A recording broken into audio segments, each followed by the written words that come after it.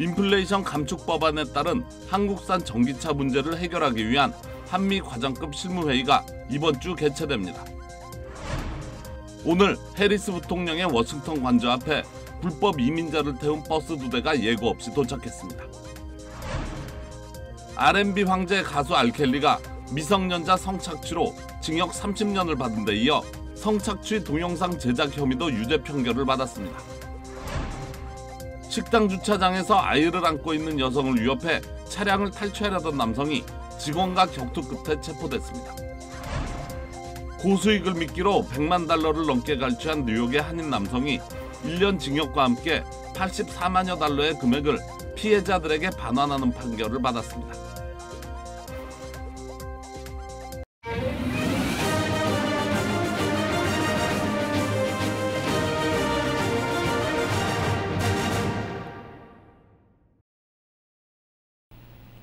시청자 여러분 안녕하십니까? KBS 아메리카 뉴스입니다. 인플레이션 감축 법안에 따른 한국산 전기차 문제를 해결하기 위한 한미 과장급 실무회의가 이번 주 개최됩니다. 보도에 김양순 기자입니다. 미국을 방문 중인 조현동 외교부 1차관이 웬디 셔먼 미 국무부 부장관을 만나 우리 전기차 문제를 논의할 실무회의 개최에 합의했습니다. 조 차관은 한국과 미국의 과장급 실무자들이 이번 주 내로 화상회의를 열고 한국산 전기차 보조금 문제를 포함해 미 인플레이션 감축법 전반을 논의할 예정이라고 밝혔습니다.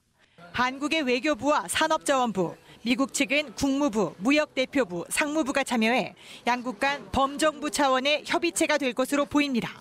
조 차관은 이에 앞서 미 하원 외교위원회 스티브 샤벗 간사와 세입위원회 지미 고메즈 의원을 만나 인플레 감축법에 대한 각별한 협조를 요청했고 이들이 한국 측과 긴밀히 협의하며 가능한 해소 방안을 모색하겠다고 답했다고 전했습니다.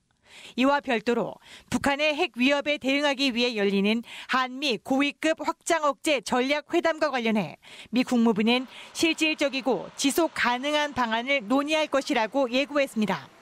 Substantive and sustainable forum where we can discuss all aspects of our cooperation and coordination that includes diplomatic, economic, informational, and military, and how they contribute to deterring threats to the alliance. 이어 내일 회담에선 북한의 위협에 대응하기 위한 확장된 공조 방안이 논의될 것이라며 인도태평양 지역에서 미국과 동맹이 직면한 안보 도전과 대응 방안도 포함된다고 덧붙였습니다.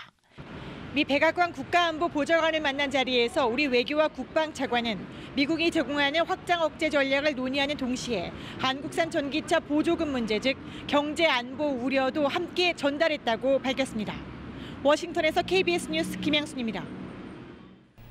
윤석열 정부의 대북 접근법인 담대한 구상과 관련해 여당 현역 의원이 큰 성과를 거두기 힘들 것이라는 관측을 내놨습니다.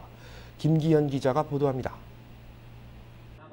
국민의힘 태영호 의원이 윤석열 정부 담대한 구상에 대해 북한의 비핵화를 전제로 두는 한 큰 성과를 거두기 힘들다고 진단했습니다.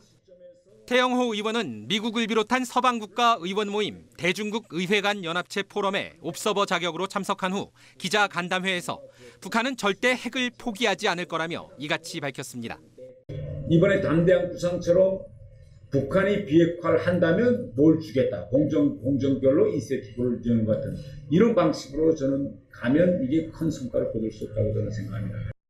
태 의원은 다만 담대한 구상 자체에 반대하는 건 아니라며 북한과 대화하기 위해선 추가 유인책이 필요하다고 설명했습니다. 저는 담대한 구상을 지지합니다. 단 이 담대한 구상을 윤석열 정부가 실현하려면 담대한 구상 안에 플러스 알파, 말하자면 북한이 비핵화 협상이라든가 대화에 나올 수 있는 플러스 알파나 대북 정책 유인책이 있어야 되는데 이게 없거든요. 그러면서 비핵화 전이라도 미국 측에서 북미 수교 협상을 제안하는 것도 방법이 될 수 있을 것이라고 말했습니다. 새로운 관계 수립은 2018년 싱가포르 공동선언에서 북미 정상이 첫 번째 항으로 합의했던 사안인데다 비핵화가 수교 협상 과정에서 반드시 전제될 필요는 없다는 겁니다. 태영호 의원은 현재 북한 체제가 중국의 원조로 유지되고 있다며 7차 핵실험 감행 여부 역시 중국 공산당의 제20차 당대회 이후 결정될 것으로 전망했습니다. 워싱턴에서 KBS 뉴스 김기현입니다. 오늘 해리스 부통령의 워싱턴 관저 앞에 불법 이민자를 태운 버스 2대가 예고 없이 도착했습니다. 바이든 행정부의 이민 정책에 반대해온 텍사스 주지사가 국경지대에서 체포한 불법 이민자들을 부통령 집 앞으로 실어나는 겁니다. 100여 명에 가까운 미립국자들은 소지품을 넣은 투명한 봉투와 서류를 들고 부통령 관저 인근 교회에 수용됐습니다. 이들 상당수는 베네수엘라 출신으로 확인됐습니다. 이와 함께 플로리다 주지사도 불법 이민자를 옹호해온 매사추세츠주의 부유층 거주지 마서너 비니어드에 불법 이민자를 태운 비행기 2대를 보냈습니다. 이에 대해 AP통신은 민주당이 주도하는 이민 친화적인 도시들을 조롱하는 조치라고 전했습니다. 한편 일리노이주는 텍사스 등 남부 국경지대에서 시카고 대도시권으로 이송되는 불법 이민자가 계속 증가함에 따라 이에 대응하기 위해 주 전역을 긴급 재난지역으로 선포하고 주 방위군을 투입하기로 했습니다. 연방수사국의 수사를 받고 있는 트럼프 전 대통령이 사법당국이 자신을 기소해도 재선 출마를 강행할 것이라고 밝혔습니다. 의회 전문 매체 더 힐은 트럼프 전 대통령이 보수 성향의 한 라디오에 출연해 자신은 기소될 일이 없으며 만약 그런 일이 벌어져도 재선 출마를 번복하는 일은 없을 것이라고 밝혔다고 보도했습니다. 트럼프 전 대통령은 본인이 기밀문서 취급 문제와 선거 개입 의혹으로 수사를 받고 있으나 자신이 기소되면 국민들이 가만히 있지 않을 것이며 큰 문제로 불거질 수 있다고 강조했습니다. 정치 분석가들은 트럼프 전 대통령의 사법 리스크가 높아진 상황에서 기소와 재선 출마를 분리한 것은 사법 리스크를 정면 돌파함과 동시에 재선 도전의 목표를 놓지 않으려는 전략으로 풀이된다고 해석했습니다. 공화당 유력 대선 주자인 트럼프 전 대통령은 오는 11월 중간선거 이후 재선 출마를 공식화한다는 계획입니다. R&B 황제 가수 알켈리가 미성년자 성착취로 징역 30년을 받은 데 이어 성착취 동영상 제작 혐의도 유죄 판결을 받았습니다. 김경일 기자가 보도합니다. 시카고 연방법원 배심원단은 11시간의 긴 심의 끝에 13건의 혐의 중 알켈리가 미성년자를 대상으로 한 6가지 혐의에 대해 유죄 판결을 내렸습니다. The federal jury returned guilty verdicts on 6 counts against Robert Kelly. 3 of those guilty verdicts were for producing child pornography, and 3 of those verdicts were guilty for Robert Kelly enticing minors to engage in sexual activity. 알켈리는 2008년 아동 포르노 혐의로 기소됐지만 피해 여성이 동영상 속 여성은 자신이 아니라고 부인해 무죄로 풀려난 바 있습니다. 그러나 이번 재판에서 당시 피해 여성이 알켈리가 배심원에게 거짓말을 하라고 설득했다고 증언해 알켈리는 죄값을 치르게 됐습니다. We are particularly pleased that Robert Kelly is finally being held responsible for the abuse of his 14-year-old goddaughter. And as you may recall, that was the subject of the 2008 trial in Cook County. And the jury in this case found him guilty of that very same conduct. 이번 판결은 지난 6월 뉴욕 연방법원이 미성년자 성매매와 공갈 등 혐의로 알켈리에게 징역 30년과 벌금 10만 달러를 선고한 지 석 달여 만에 나온 것으로 현재 55살인 알켈리는 최고 10년형 형량이 추가될 경우 남은 생을 감옥에서 보낼 전망입니다. 1992년 I Believe I Can Fly 등 다수의 히트곡으로 유명해진 알켈리는 1997년 미성년자 성폭력과 성희롱 혐의로 고소당하는 등 90년대부터 미성년자 성폭행 루머에 휩싸였습니다. KBS 뉴스 김경일입니다. 식당 주차장에서 아이를 안고 있는 여성을 위협해 차량을 탈취하려던 남성이 직원과 격투 끝에 체포됐습니다. 윤범수 기자가 보도합니다. 한 유명 패스트푸드점 주차장. 유니폼에 모자를 쓴 직원이 한 남성을 밀쳐 바닥에 쓰러뜨립니다. 뒤엉켜 바닥을 구르는가 싶더니 직원이 팔로 남성의 목을 강하게 움켜쥐고 제압합니다. 달려온 다른 직원들이 경찰에 신고하는 동안 직원은 남성이 일어나지 못하도록 계속 눌러두고 있습니다. 제압당한 남성은 차량 탈취범이었습니다. 화면에 보이는 여성이 차에서 아이를 내리려는 순간 접근해 흉기를 들고 위협한 뒤 허리춤에 있던 키를 빼앗아 차에 올라탔고 이를 목격한 직원이 범인에게 달려든 것입니다. 경찰은 올해 43살의 윌리엄 브랜치를 차량 탈취와 무기 소지, 폭행 등의 혐의로 체포했습니다. 뉴욕의 한 상가 주택 골목길 화면입니다. 검은색 세단에서 내린 노란색 상의의 괴한, 손에는 반자동 소총, 얼굴에는 영화 스크림에서 나오는 가면을 뒤집어 쓴 채 가게 안으로 뛰어들어갑니다. 이어 검은색 복면으로 얼굴을 가린 두 명이 뒤따라 들어갑니다. 가면을 쓴 남성이 안에서 총을 겨누는 동안 다른 두 명이 현금 계산대로 가 $3,000를 강탈했습니다. 이들은 신고를 늦추기 위해 직원과 손님들의 휴대전화를 빼앗아 달아나는 치밀함도 보였습니다. 경찰은 목격자 증언에 따라 직접 범행에 가담한 3명 모두 20, 30대 남성이라고 밝혔지만 모두 얼굴을 가린 탓에 정확한 신원 파악에 어려움을 겪고 있습니다. 경찰은 현재 이들이 타고 달아난 검은색 마치다 3 세단과 공범 운전자를 찾고 있으며 차량을 목격한 주민들의 제보를 기다리고 있습니다. KBS 뉴스 윤범수입니다. 고수익을 미끼로 $100만 넘게 갈취한 뉴욕의 한인 남성이 1년 징역형과 함께 $84만여 달러의 금액을 피해자들에게 반환하라는 판결을 받았습니다. KBTV 홍찬우 기자입니다.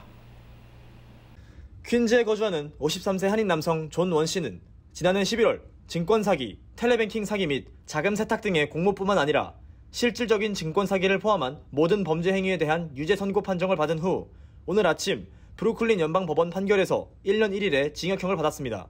피고 존 원 씨는 자기 범죄의 피해자들에 대해 $84만 2천 달러 이상의 금액을 반환하라는 판결도 받았습니다.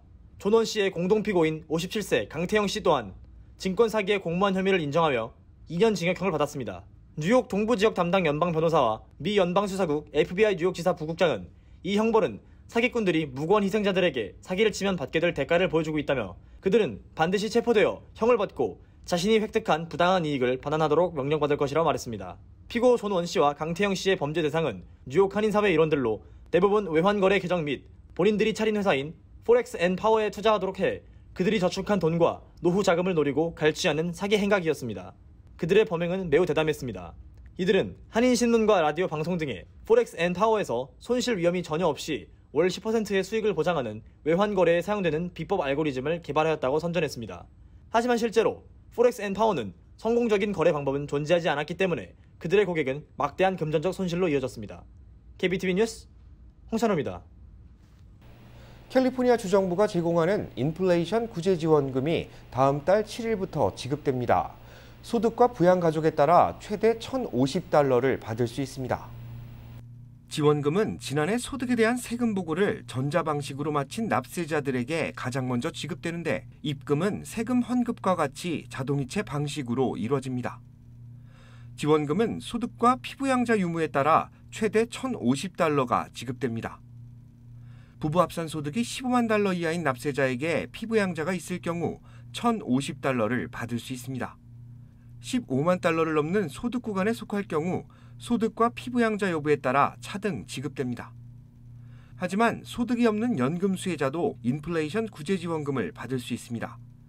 이들은 개인 $350, 피부양자가 있을 경우 $700의 지원금을 수령하게 됩니다. 테슬라가 자율주행 기술을 부풀려 홍보했다는 이유로 소비자들에게 집단 소송을 당했습니다. 테슬라와 일론 머스크 최고 경영자가 허위 광고 혐의로 기소됐습니다. 소송 참여자들은 테슬라가 자율주행 기술의 완성도가 높지 않았음에도 테슬라는 완벽한 구현이 가능한 기술이라며 소비자들을 기만했다고 주장하고 있습니다. 오토파일럿 기능이 들어간 테슬라 모델을 구매해도 소프트웨어가 제대로 작동하지 않았고 테슬라가 약속한 완전 자율주행 기술이 아직 현실화되지 못했다는 겁니다. 지난달 캘리포니아주 차량국이 유사한 사유로 주 행정청문국에 고발한 것과 비슷한 맥락입니다. 캘리포니아주 차량국은 테슬라에게 자율주행에 대한 허위 광고를 시정할 것을 요구하고 있으며 불복할 경우 주 차량 판매 면허를 정지할 것을 검토하고 있습니다. 뉴욕시가 10년 만에 택시 기본 요금을 인상했습니다. KBTV 전상희 기자입니다. 택시 리무진 위원회가 발표한 요금 인상안에 따르면 10년 만에 처음으로 옐로우 택시 요금을 22.9% 올리기로 결정했습니다. 이번에 제안된 택시 요금 인상안에는 우선 기본 요금이 $2.50에서 $3로 인상됩니다. 그 외에는 러시아워에 추가되던 요금이 기존 $1에서 $2.50로 인상되며 야간 할증료도 50센트에서 $1로 인상됩니다.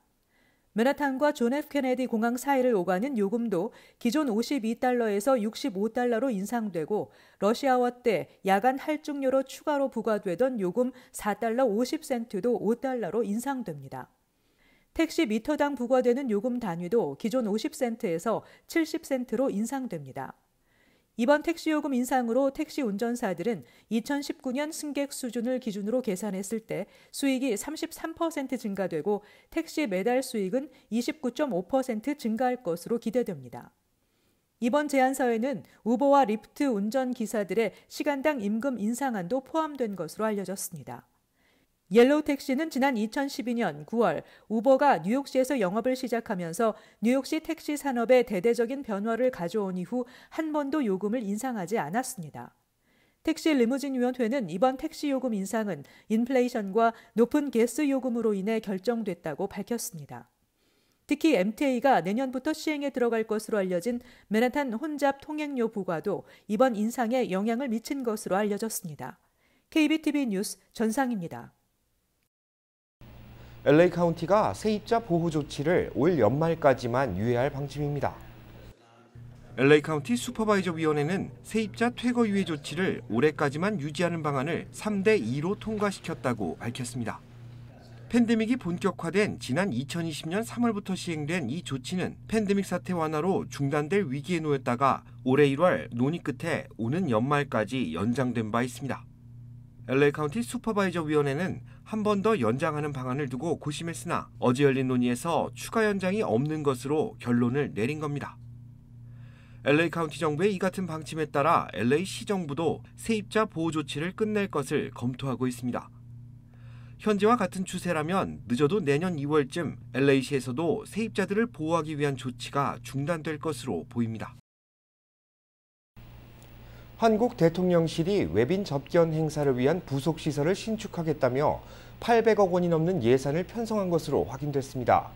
대통령실 이전에 추가 비용까지 발생하는 셈이어서 논란이 예고되고 있습니다. 송락규 기자입니다. 윤석열 대통령 취임식 날 열린 주요 외빈 초청 만찬. 대통령실 이전에 따라 청와대 영빈관이 아닌 외부 공간인 신라호텔에서 열렸습니다. 그런데 대통령실이 800억 원대의 예산을 들여 용산 집무실 인근에 새 영빈관을 짓기로 한 것으로 확인됐습니다. 기획재정부가 최근 국회에 제출한 내년도 국유재산관리기금 예산안입니다. 사업명 대통령실 주요 부속시설 신축, 사업 목적과 내용의 외빈 접견, 각종 행사 지원 등을 위한 주요 부속시설 신축이라 적혀 있습니다. 사업 기간은 내년부터 2024년까지 2년 동안인데 내년에만 497억여 원의 예산이 배정됐고 총 사업비는 878억여 원에 달합니다. 사업 시행 주체는 대통령 비서실, 사업 수혜자는 국민으로 명시돼 있습니다. 기재부도 검토 의견으로 안정적인 국정 운영을 뒷받침하기 위해 해당 시설을 마련할 필요가 있다고 밝혔습니다. 그동안 대통령실은 집무실 이전에 따른 비용은 496억 원이라고 여러 차례 강조해왔습니다. 대통령실 이전 비용이 496억 원이면 된다고 호언장담했던 윤석열 대통령의 주장은 거짓말이었습니다. 대통령실은 관련 구상을 갖고 있는 건 맞다면서도 예산은 국회 논의 과정에서 바뀔 수 있어 확정된 건 아니라고 밝혔습니다. 또 대통령실 이전 비용은 집무실과 비서실 이사 비용이고 부속시설 신축 예산을 이전 비용이라고 할 수는 없다고 반박했습니다. KBS 뉴스 송락규입니다. 넷플릭스 인기 드라마 수리남이 외교 문제로 번질 가능성이 제기되고 있습니다. 배경이 된 남미국가 수리남이 자국을 마약 국가로 묘사했다며 드라마 제작사의 법적 대응을 검토하고 정부에 항의할 것이라고 밝혔습니다. 신지혜 기자입니다. 이달 9일 공개된 넷플릭스 6부작 수리남. 인구 60만 명의 남미 국가 수리남을 배경으로 합니다. 수리남은 왜 돌아오셨습니까? 돈 벌러 왔다고. 수리남에서 수년간 마약 밀매 조직을 운영하다 2009년 브라질에서 붙잡힌 조봉행 사건을 각색했습니다. 드라마에서 수리남은 정부가 마약왕과 결탁해 범죄를 비호하는 모습으로 그려집니다. 주인공은 수리남을 전 국민 절반 이상이 마약 산업에 관련돼 있는 국가라고 말하기도 합니다. 수리남 정부는 지난해 드라마 제작 단계에서부터 문제를 제기했습니다. 외교부가 중재에 나서 영어 제목에선 수리남이란 국가명을 빼는 방안으로 타협했지만 역부족이었습니다. 방영이 시작되자 알베르트 람딘 수리남 외교장관은 제작사를 상대로 법적 대응을 검토하고 한국 정부에도 항의하겠다고 밝혔습니다. 또 표현의 자유에도 한계가 있다며 수리남은 더 이상 드라마에서 묘사되는 모습이 아니라고 반박했습니다. 우리 외교부는 정식 항의는 접수되지 않았다면서도 오해가 있다면 풀어야 한다며 외교적으로 노력하겠다고 밝혔습니다. 방영 이후 수리남 정부의 우리 정부에 대한 입장 표명은 없었으며 외교부는 수리남과의 우호관계 유지를 위해 지속 노력 중입니다. 수리남을 관할하는 주 베네수엘라 한국 대사관은 교민들에게 안전에 유의해달라고 공지했습니다. 양국은 1975년 수교했고 현재 교민 수는 약 50명입니다. 현 상황에 대해 넷플릭스와 제작사는 별다른 입장을 밝히지 않았습니다. KBS 뉴스 신지혜입니다.